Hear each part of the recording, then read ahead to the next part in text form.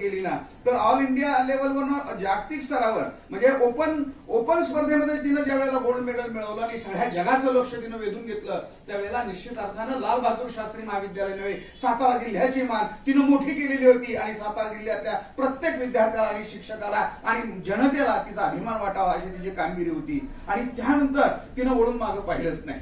जी open स्पर्धा होती तिच्यापेक्षा कितीतरी मोठी ज्यासाठी तिने आयुष्य वेचलेलं होतं म्हणजे ज्या आर्चरीच्या खेळासाठी 30 ते 40 वर्ष काम करणारी सगळ्या जगजेत्तीला हरवून तिनं सुवर्ण पदक मिळवलेलं होतं. अशाच पद्धतीनं जगाचं लक्ष तिनं वेधून घेतलं आणि मग पुन्हा मागं पाहिलं नाही. एशियन गेम असू द्या, एशियन स्पर्धा असू द्या, त्यामध्ये तुला एकत्रित तिनं गोल्ड मेडल मिळवलेलं आहे. निश्चित अर्थानं मी तुम्हाला सांगेन भारताची 140 कोटी लोकसंख्या असणाऱ्या देशामध्ये ऑलिम्पिक मध्ये पदकं मात्र सर्व कुठेतरी हातावर मोजण्यासारखी असतात.